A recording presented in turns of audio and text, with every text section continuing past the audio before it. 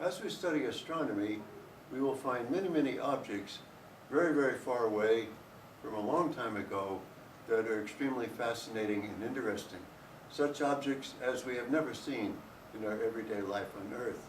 However, before we go out to those places, let's begin studying astronomy with what is close at hand.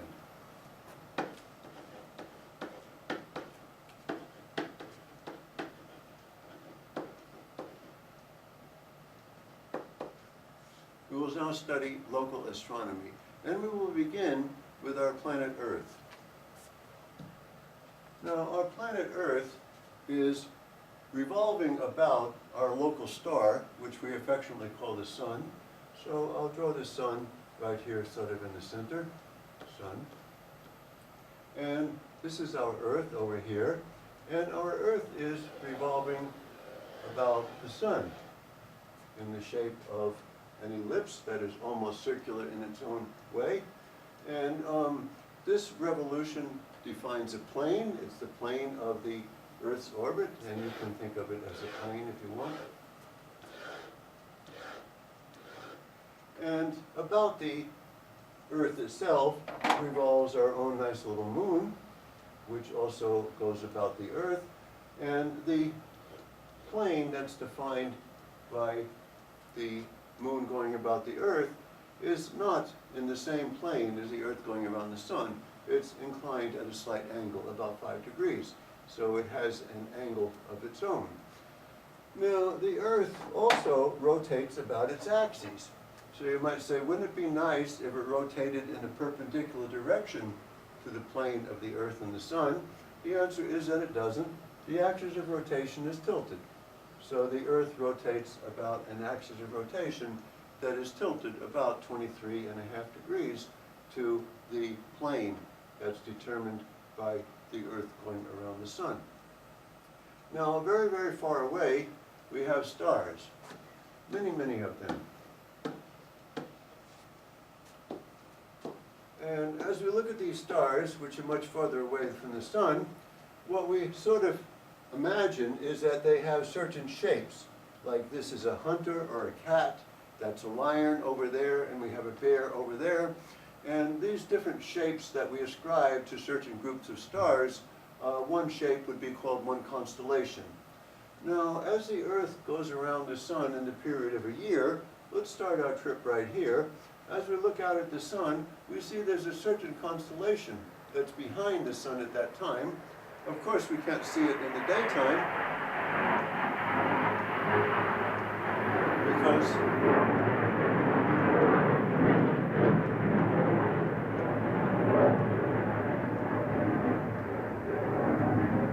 the Sun is too bright.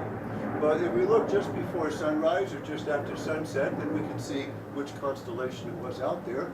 And a little later, our Earth has moved to a different position, so we see a different constellation behind the Sun. And in a different month, then we would see another constellation behind the Sun, say one down here. Now, if you have trouble seeing through the Sun to the one that's behind the Sun, then in the nighttime, look at the one that's behind you. And that's the one that will be behind the Sun 6 months later, so you can deduce it that way if you want. And what we have done is pick out, one for each month, 12 such constellations that will be noticed by ourselves to be the constellation that's behind the Sun as we make our yearly trip around the Sun ourselves.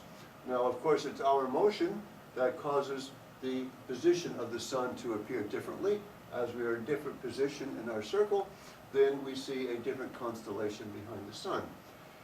Now, we have chosen 12 of them because the moon takes about a month to go around ourselves. So we have chosen 12 of them, and these 12 particular constellations have been given the affectionate name as the zodiac, and those are the constellations about which the Sun appears to be in. And in particular, as we touch base with astrology, which is not astronomy, there is a certain position of the Earth at the time that you were born, and because the Earth is a certain position, then one of these 12 constellations will be behind the Sun at the time that you're born, and that in astrology, that constellation is known as your sun sign, be it Leo or Sagittarius one of the other 12 zodiacal constellations. Now, if we look at the path of the sun, apparent path of the sun about us, which is actually us going around the sun, then if we project that onto these 12 constellations as a more faraway circle, then it will also appear as a line. All we're doing is projecting it out. Now, this projected line is called the ecliptic.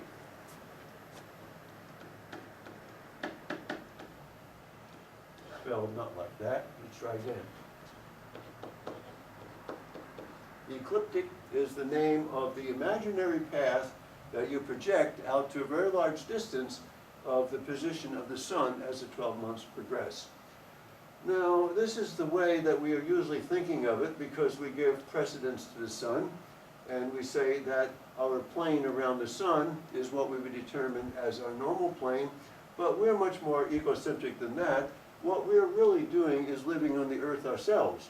So what I would like to do is to tilt our angle of rotation, not so it is tilted with respect to the sun, so that it points straight up, as we would do in an egocentric viewpoint, as we are at the center of it. So instead, what we have is an Earth that has the axis of revolution pointing straight up, and we revolve around this. Now, as you see, since there is an angle between the axis of rotation of the Earth and the plane of rotation revolution about the sun, if we tip this straight up, then we're going to tip that plane of revolution. So what we come to is that the plane of revolution of the sun is now at some angle. So the sun now appears to go about the Earth at some angle to us. And of course, the angle of tipping is the same as we had before, 23.5 degrees. So we had the sun appearing to go about our path of us in a certain distance. And again, we have the background stars that are out there.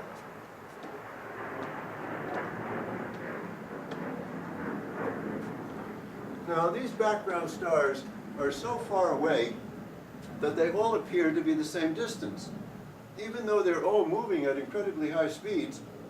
Because they're so far away, to us it appears that they don't move at all. And all we do is see a whole lot of stars out there that appear to be at the very same distance away. In other words, very far away. So what we do is that we imagine that we have a huge dome about the universe, and that these stars are painted on the inside of that dome. It would appear to us exactly the same, because they are so far away, as if they were painted on the inside of some dome that itself is very, very far away. So this imaginary dome we call the celestial sphere.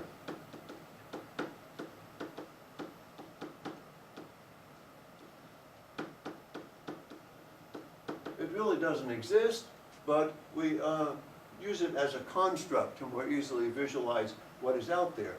Now, of course, on this celestial sphere are all of the stars that we now know in each one of its locations, and therefore all the constellations are there also, and therefore all the zodiacal constellations, the 12 constellations that the sun appears to be in front of as the year progresses, are also out there. And also out there is the imaginary line that the sun would make if it was projected all the way out to the celestial sphere in its revolution about the sun. That line we call the ecliptic. Now, in addition, when we use this straight up viewpoint, where the Earth is actually defining the direction of up, then we have some new terms. If we go straight up, we have the north celestial pole. And if we go straight down, we have the south celestial pole. And if we go straight out to the side, to this dome, this celestial sphere, the point at which we intersect it is called the celestial equator. So this defines the term south celestial pole, north celestial pole. Those are the points on the celestial sphere where our axis of rotation would intersect. And the points at 90 degrees to those are known as the celestial equator. Now, there are two other points that are interesting. If you, as a person, are standing right here and looking out at the sky, then you see directly over your head point in the celestial sphere that is known as your zenith. And it depends on where you are on the Earth. Your zenith right here is clearly there. But if you go down here and stand, then your zenith is clearly down there. So it's a point directly over your head.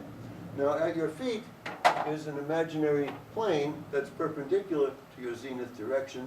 And that imaginary plane, which is tangent to the Earth at just that point, is called your horizon.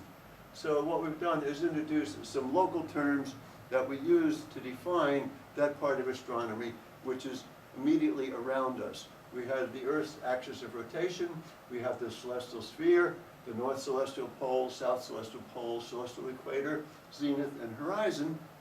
And we have the path of the sun being the ecliptic and the 12 constellations that the sun appears to go through as the zodiac.